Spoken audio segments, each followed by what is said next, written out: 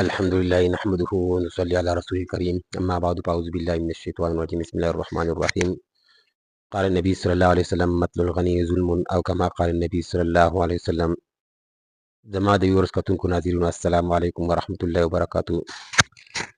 زه به تاسو ته نن د جناب محمد صلی الله علیه وسلم یو حدیث پیش کوم. دغه خلکو په باره کې چې په چا باندې قرضه وي او قرضه نه ورکوي.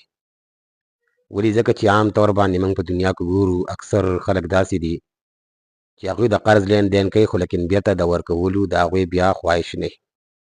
اولا کې ښه پیسې ورسره وي، اکثر خلک داسې وي. بعضې خلک داسې وي چې هغه مثال په طور باندې مجبوره وي قرضه ورسنوي چې تعالی واپس روپۍ درکړي، خو هغوی ته مولت کول او هغوی ته انتظار کول صبر کول دا غوره خبره ده. په ورځ د قیامت باندې به الله رب العالمین د عرش د سوري لاندې دغه کس چې قرضدار ته مولت ورکړی د هغه پسې لګېدلی نه وي چې خامخا ته زما روپۍ راکړه، اولا کې د هغه سره وس نه وي.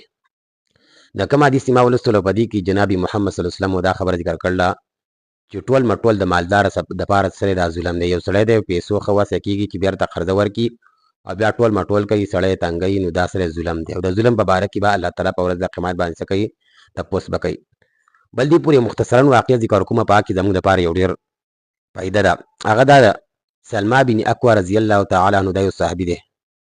هغه فرمایي چې جناب محمد صلی الله علیه وسلم لکه د هغه خواته به موجود و، په یو ځای کې به و، نو وایي یوه جنازه راغله جناب محمد صلی الله علیه وسلم ته دا پیش وشوه چې په دې باندې جنازه وکړه. جناب محمد صلی الله علیه وسلم تپوس وکړو آیا په دې باندې څه قرضه شته که نه؟ وایي نه قرضه پې نشته. نو جناب محمد صلی الله علیه وسلم په هغه باندې څه وکړه؟ جنازه وکړه.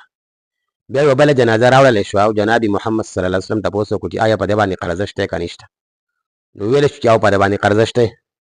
نو جناب محمد صلی الله علیه وسلم وفرمایلو سلما بن اکوع رضی الله هغه موجود و، دا صحابي موجود و، وایي وفرمایل چې په دې باندې تاسو په خپله جنازه وکړئ، زه پې جنازه نه کوم. نو په دې کې سلمان بن اکوع رضی الله تعالی عنه وفرمایل یا رسول الله وایي د دې د قرض ذمهواري ما واخیستله او زه به یې څه کوم؟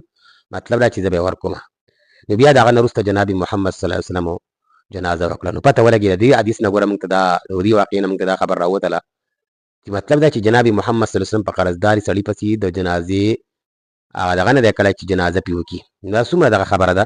نو په کار چې موږ همداسې د دنیا نه هېڅ پته نه لګي، مرګ څه ټایم راځي چې موږ په داسې حالاتو کې ځان د دنیا نه مطلب دا چې رخصت شو، ځکه چې دا مرګ پته نه لګي چې زموږ بالکل د قرضې نه سوي دا صفا یو، ځکه چې شهید نه دی. شهید څومره مرتبه ده، لویه مرتبه ده، خو لیکن حدیث کې راځي جناب محمد صلی الله علیه وسلم فرمایي وایي شهید ته هر یو څیز معاف کېدلی شي مګر قرض پردی قرض چې دی دا نشي معاف کېدلی.